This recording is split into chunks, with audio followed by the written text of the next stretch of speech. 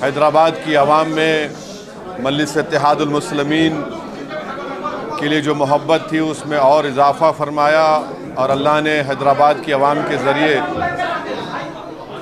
मजलिस इत्तेहादुल मुस्लिमीन को हैदराबाद की पार्लियामेंट की सीट से एक तारीख़ी कामयाबी से हमको हमकिनार किया।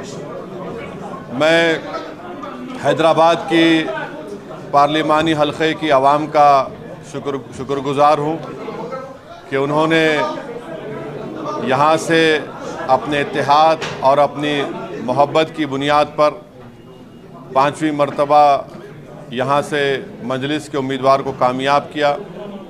मैं तमाम आवाम का शुक्रगुज़ार हूँ, ख़ास तौर से ख़वातीन का, महिलाओं का, कि उन्होंने अपने वोट से और अपनी मोहब्बतों से यहाँ से एक तारीख़ी कामयाबी MIM पार्टी को दिलवाई।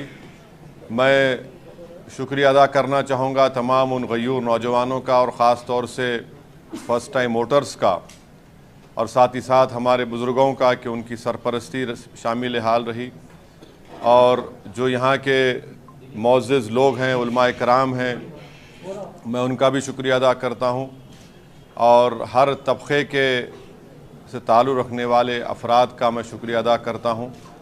और मैं हमारी पार्टी के तमाम मेंबर्स का, बूथ प्रेसिडेंट्स का, हमारे पूरे MLAs का, म्युनिसिपल कॉरपोरेटर्स का, और जिन्होंने उस कड़ी धूप में इस कैंपेन को चलाया, मैं एक एक का शुक्रिया अदा करना चाहूँगा। और हम तमाम की इज्तिमाई मेहनत और की वजह से एक तारीख़ी कामयाबी हमको हैदराबाद के पार्लिमानी हल्के से मिली है। तो मैं इंशाअल्लाह कोशिश करूँगा, जस्तजू करूँगा कि जो भरोसा मुझ पर आपने क़ायम किया है, पहले से ज़्यादा हम लोग मेहनत करेंगे हैदराबाद की पार्लियामेंट के यहाँ पर डेवलपमेंट करवाने के लिए। और मैं साथ ही साथ शुक्रिया अदा करना चाहूँगा औरंगाबाद की आवाम का, और उन्होंने इम्तियाज़ जलील साहब के हक़ में अपने वोट का इस्तेमाल किया। अभी वहाँ पर काउंटिंग चल रही है, मगर जो भी अल्लाह का फ़ैसला होगा वो आवाम का फ़ैसला है, हम उसको कबूल करते हैं। और मुझे उम्मीद है कि इंशाअल्लाह ताला ना इम्तियाज़ जलील साहब, ना वहाँ के मजलिस के तमाम हमारे एक्स कॉरपोरेटर्स, वहाँ के ज़िम्मेदारान, उनके हौसले बुलंद रहेंगे। यकीनन हमारी ऐन ख्वाहिश के मुताबिक वहाँ पर नतीजा नहीं आ रहा है, तो मुझे यकीन है कि अक्टूबर में जब असम्बली के इलेक्शन होंगे, हम इंशाअल्लाह ताला ये कोशिश करेंगे कि औरंगाबाद में जो हमको कामयाबी नहीं मिली, हम इंशाअल्लाह ताला असम्बली के इलेक्शन में आज जो हमको कामयाबी नहीं मिली उसको हम असम्बली के इलेक्शन में कामयाबी हासिल करेंगे, और महाराष्ट्र के असम्बली इलेक्शन में हम लोग पहले से ज़्यादा ताकत से लड़ेंगे। साथ ही साथ मैं किशनगंज की आवाम का भी शुक्रिया अदा करूँगा कि जिन्होंने MIM पार्टी के हक़ में अपना वोट दिया, और जो हमारी कमज़ोरियाँ हैं हम कोशिश करेंगे उसको दूर करने के लिए। मैं साथ ही साथ PDM की हमारी पल्लवी पटेल, हमारी बहन का, उनकी माता का, उनकी माँ का, पंकज भाई का, और उनके तमाम अपना दल के ज़िम्मेदारों का भी शुक्रिया अदा करूँगा कि हमने वहाँ पर भी जाकर PDM के लिए कैंपेन चलाया है, और हमारा ये PDM से जो हमारा ताल्लुक़ है वो जारी रहेगा। और इंशाअल्लाह ताला ये हमारी कोशिश थी और हम कोशिश को जारी रखेंगे। मैं तेलंगाना की आवाम का भी शुक्रिया अदा करता हूँ कि हमने उनसे अपील की थी कि जहाँ तक हो सके BJP की कामयाबी को रोकें।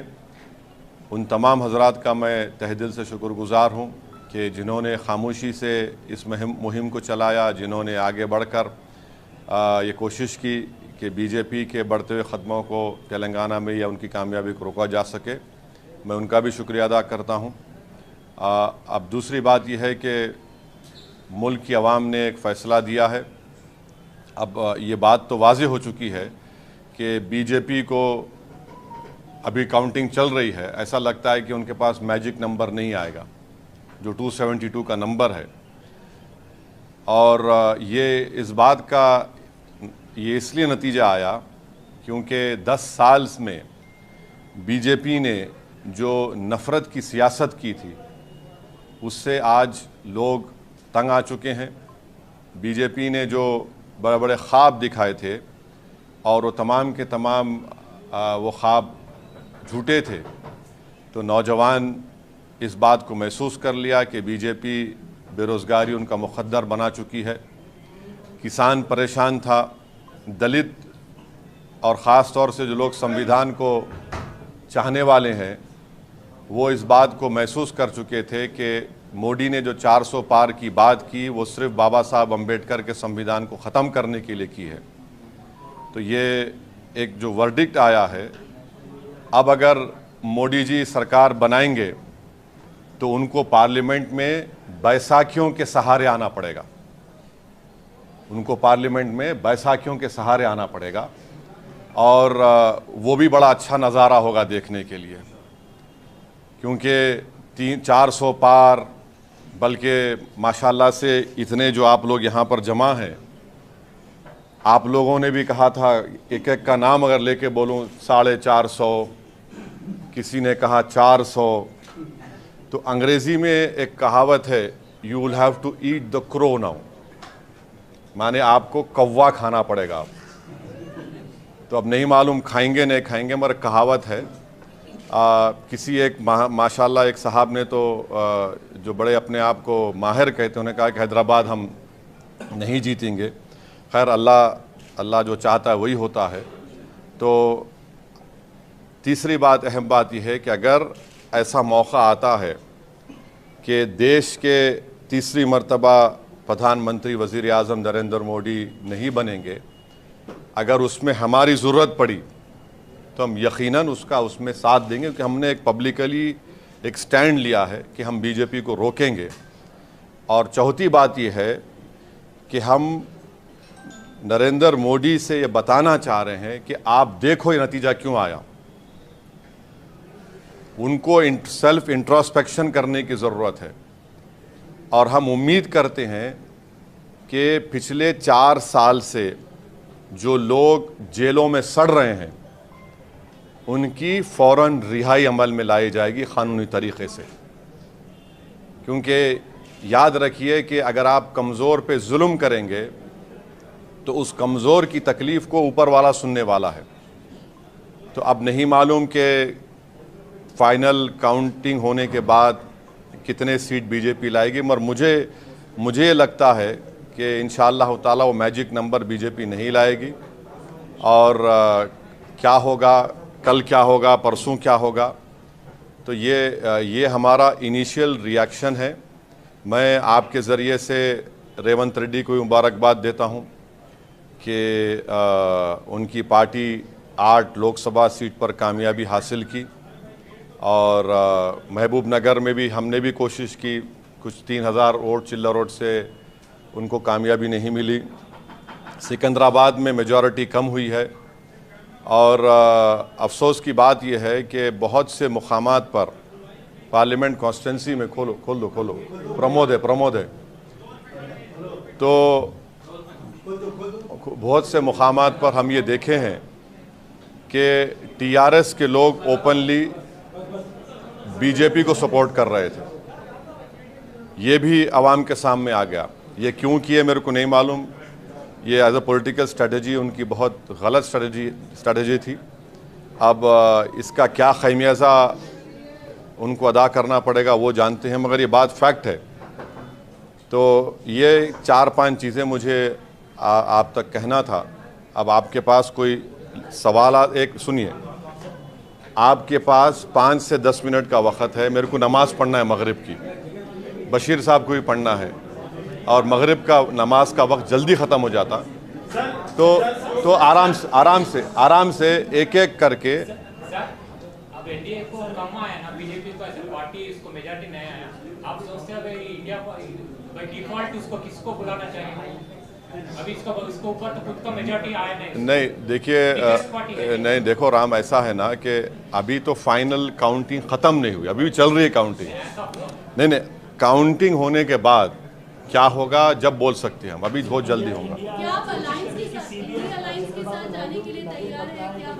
हम इंडिया अलायंस का हिस्सा नहीं है अगर ऐसा सिचुएशन अराइव होता है जहां पर एक नॉन बीजेपी का आदमी, नॉन एनडीए का आदमी या महिला प्रधानमंत्री बनने का सामने आएगा तो हम यकीनन उस बारे में साथ देंगे उनका, मगर वो नहीं मालूम होगा नहीं होगा। हाँ बोलिए प्रमोद साहब। सर, पूरे इलेक्शन के दौरान आपने देश भर में घूम के जो बीजेपी के खिलाफ बोला, ये जो रिजल्ट आया है उसको आप कैसे देख रहे हैं? क्योंकि आप हर जगह जाके देखिए एक तो ये कि 10 साल का इनकी नाकारकर्दगी, इनके झूठे वादे, जो सुनो भाई सुनो, जो नेशनलिज्म के नाम पर उन्होंने जो धोखा दिया और चीन के बारे में नरम रवैया, बेरोजगारी, किसान, महंगाई, और जो प्राइम मिनिस्टर और बीजेपी की तरफ से जो कम्युनल अगली कैंपेन चलाया गया, उसका नतीजा आज आप देख रहे हैं। उसका नतीजा आज आप देख रहे हैं।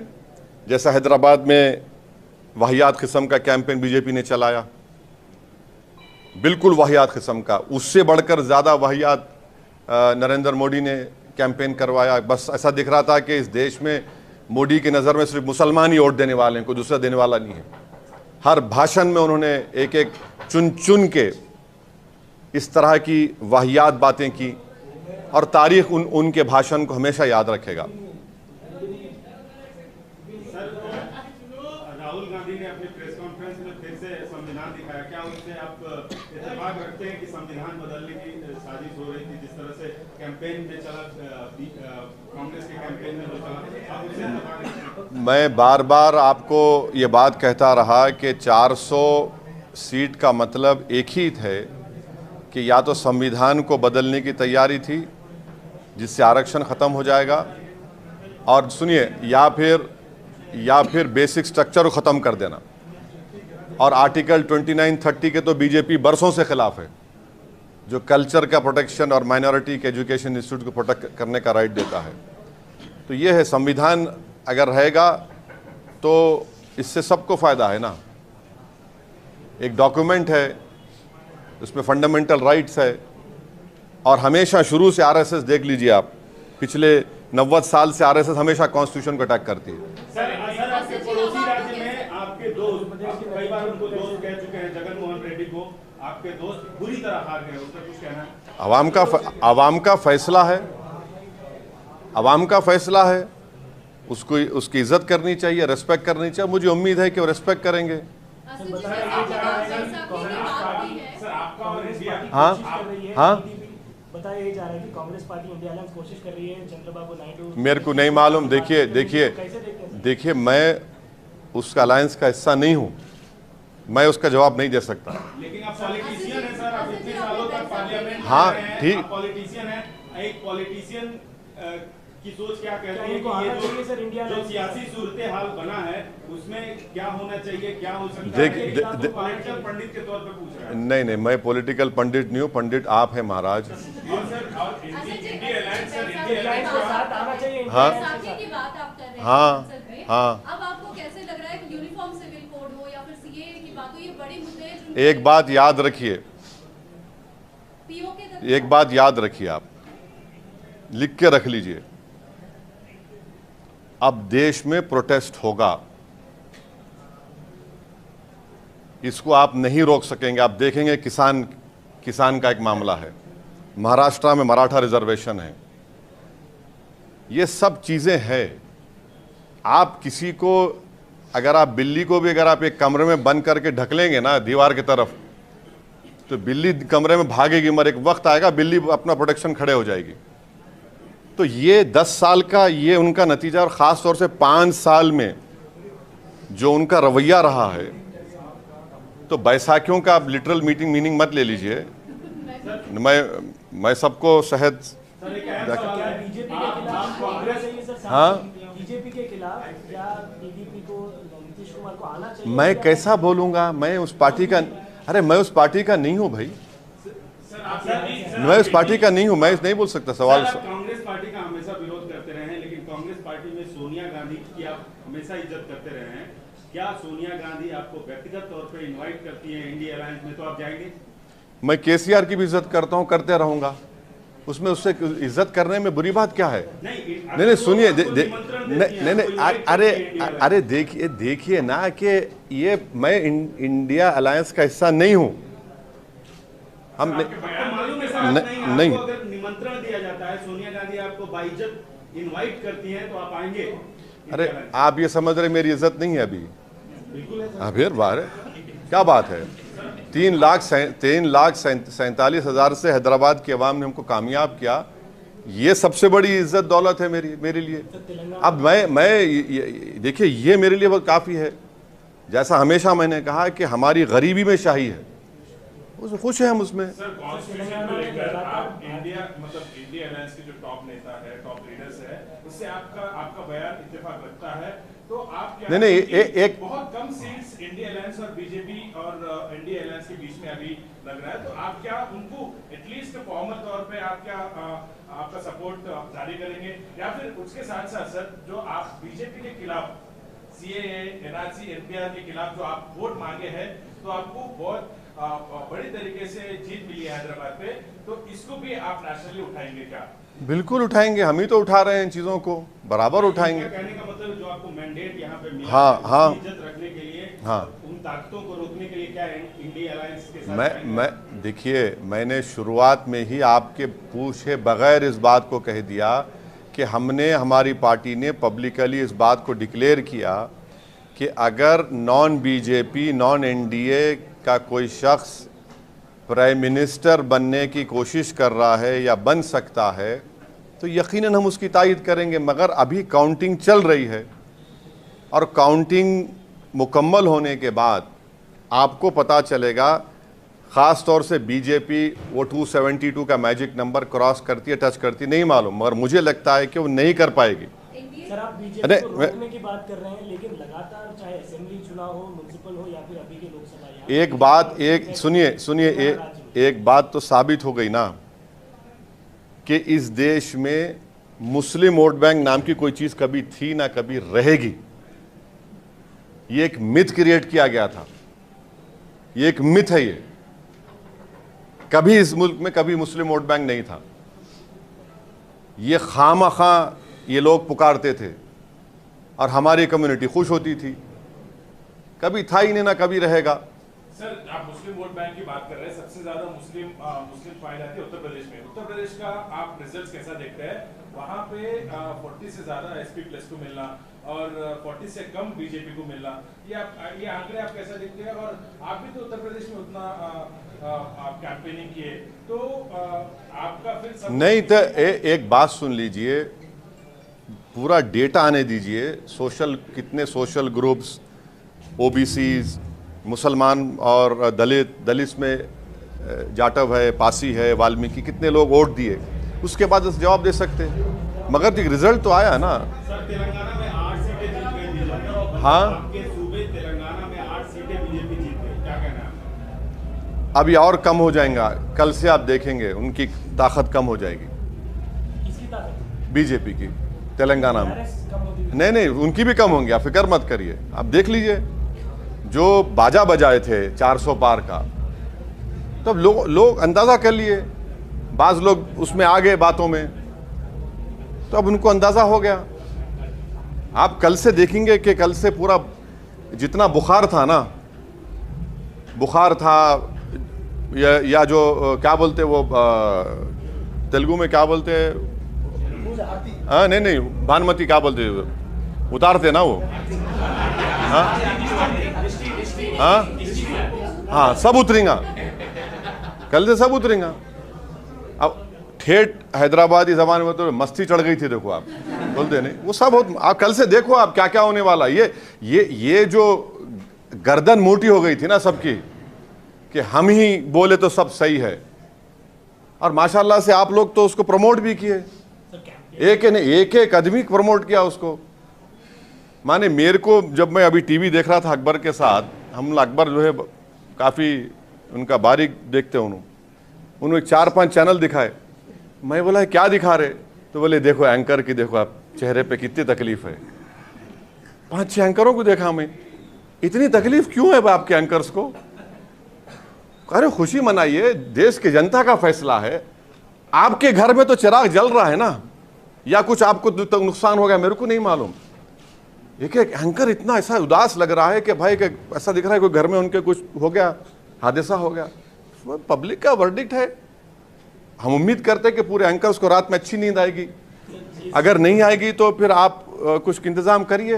इस इलेक्शन कैंपेन में कई सारे इंतजाम हैदराबाद शहर में आपके खिलाफ नहीं, पूरे के पूरे हैदराबाद को ही आ गए थे, और हैदराबाद की आवाम बोली हौरे, हैदराबाद की आवाम बोली हौरे, हैदराबाद की आवाम बोली हौरे, नहीं बोले तो नहीं सुनते। दिखा दिए, पूरा दिखा दिए ना। आप देखो, ये एक तारीखी कामयाबी। मैं शुक्रगुजार हूँ, मेरे पास अल्फाज नहीं है कि बस एक ही तकलीफ़ है कि मेरा बाजू इम्तियाज़ जलील मेरे साथ नहीं होगा औरंगाबाद में, और हम उम्मीद कर रहे थे कि सीमांचल की लड़ाई को हम पार्लियामेंट में लेके जाएंगे, मगर सीमांचल लड़ाई हमारी चलते रहेगी। हम देखेंगे क्या कमज़ोरी। हमारे माजिद साहब MLA साहब भी बड़ा कोशिश किए, टीम भी सब किए। बहरहाल मैं एक हमारे पार्टी के मेंबर्स का शुक्रगुजार हूँ कि इतनी गर्मी में कैंपेन किए। गैर मामूली गर्मी थी, और इतनी शिद्दत की गर्मी में भी हैदराबाद के वोटर्स निकल कर वोट डाले, और मैं उनको भी शुक्रिया अदा करता हूँ, उनका सलाम करता हूँ। और ऐसे कई लोग हैं जिनको ना मैं जानता हूँ ना उनका पहचानता हूँ, मगर जो दुआएं भी किए, जो मेहनत किए, मेरे पास अल्फाज नहीं है कि कैसे उनका शुक्र अदा करूँ। बस मैं दुआ कर सकता हूँ कि अल्लाह उनको सलामत रखे, और अल्लाह हमको एक और हमारे जज्बे में इखलास दे कि हम उनके भरोसे पर उतरें, और हमारी लड़ाई जारी रहेगी फ़िरका परस्त ताकतों के साथ इंशाअल्लाह ताला। बस एक सवाल मेरा, जैसे TMC की बात अगर हम करते हैं, बंगाल में हो या फिर पंजाब की बात करें, तो किस तरीके से आपको लग रहा है कि रुख किस और जा रहा है, और जितने कॉन्फिडेंस के साथ भाजपा मैं देखिए यूसुफ पठान जीत गए, उनको मुबारकबाद देता हूँ। नहीं, मेरे पार्टी का पूछिए ना, मेरे कैसा, मैं यूसुफ पठान जीते उनको मुबारकबाद दूंगा। वो एक काबिल कैंडिडेट है, उनके वालिद मरहूम के साथ मैं MP था, मुनव्वर हसन साहब के साथ, उनकी बेटी कामयाब हुई, उनको मुबारकबाद देता हूँ। चंद्रशेखर आज़ाद रावण कामयाब हुए नगीना से, मैं उनको मुबारकबाद देता हूँ। शायद इमरान मसूद भी सहारनपुर से कामयाबी मिली, उनको मुबारकबाद देता हूँ। हमारे रामपुर से मौलाना नदवी साहब कामयाब हुए, हम उनको मुबारकबाद देते हैं। तो यही है, अब इतना ही बोल सकते हैं। अब ये दूसरी पार्टियों का कैसा बोलेंगे? सर, कोalition की जो सरकार बनने वाली है, उस पे आपका क्या राय है? प्रधानमंत्री जी अभी संबोधित करने वाले हैं। He is going to speak to the nation, and what would be your demands? Because I don't see. Let us first wait for the final vote to be counted. Then only you and me can form an opinion. How is right as we speak right now? The counting is being still done. We don't know the exact number, but the picture is, in my opinion, I don't think so. BJP will get 272. There are various rumors within BJP. We don't know what will happen. ND or BJP? No, within BJP, we don't know what will happen. There are various. See, these are all hearsay. It might be hearsay. We don't know what will happen. What will happen? There will be a clash. Huh? No, I don't know what will happen. Maybe you know better because you're close to them. I'm not close to them. I don't know what will happen. We cover everyone, sir, but No, I know. You cover. I know that. You cover. what would be a demand, sir? No, there is no. See, Mamata is demanding that Prime Minister should resign. you know, it will be very interesting to see Narendra Modi if he forms a coalition. Mr. Modi walking on political crutches. It will be very, very interesting to see. We don't know how he will react, what he will do, because you see, BJP has already said that this, that they'll do. If Mr. Naidu wants to be part of NDA, will he agree to it? JDU, will it agree to what Mr. Modi wants? So we'll have to see. Let us see what happens. See, sometimes there what we call, there's a popcorn moment will come. We'll have to wait and see what will happen. So do you think the BRS can come back having such a horrible electoral setback? Well, I have immense respect for KCR. I will continue to respect him. And we don't know how they will do, what they will do. But I was very surprised that in many places in Telangana, they should have not compromised. But unfortunately, the news which we are getting, which you also know, every one of you know, it's an open secret. So that should not have happened. You see, there are, in a political journey, you are in power, you lose power, you lose elections, you win elections. But you continue your struggle. So I don't know what will happen, you know. They are the best judge and the masters of their own destiny. You and me cannot decide for them. We don't know what they will do.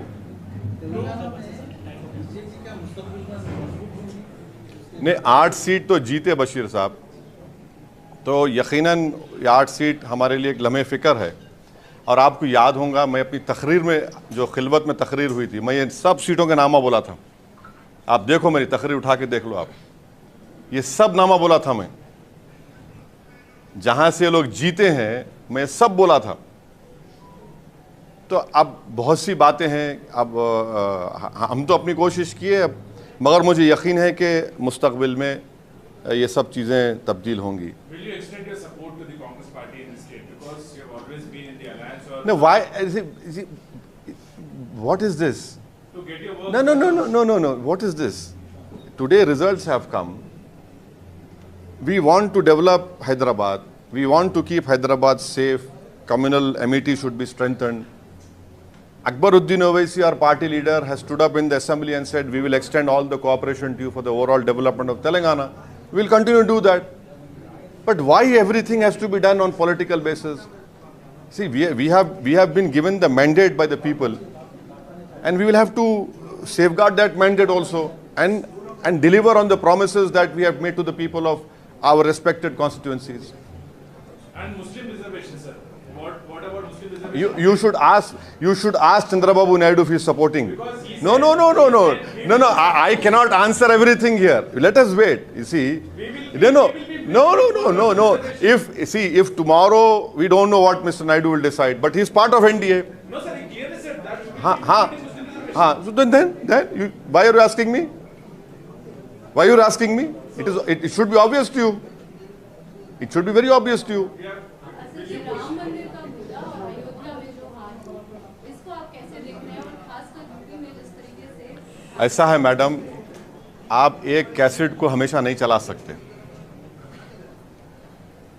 तो हम ठेठ हैदराबादी ज़बान में बोले तो हम लोग बोलते हैं, खादर खां के खट्टे डायलॉग हमेशा नहीं चलते। समझे ना आप? तो वो ये चीज़ें हो रही हैं, आवाम बेजार हो चुकी है, इनसे तंग आ चुके हैं। आप एक समुदाय को तो निशाने मलामत बना दिए, एक समुदाय को तो आप खतरा बता दिए देश के लिए। अने इतना ऐसा कैंपेन नरेंद्र मोदी चलाएंगे, कोई नहीं सोचा था। बल्कि मैं आपको बोल रहा हूँ, जितने जो नॉन बीजेपी मेंबर वोटर्स थे, वो मेरे को फ़ोन करके बोले, मेरे को अकबर को बुला लो कि हम आपको वोट डाल रहे। क्यों डाल रहे हम पूछे, तो बोले इनके भाषण से। एक नहीं बल्कि कईयों लोग बोले कि ये चीज़ हमको नहीं चाहिए। ठीक है, थैंक यू साहब, थैंक यू।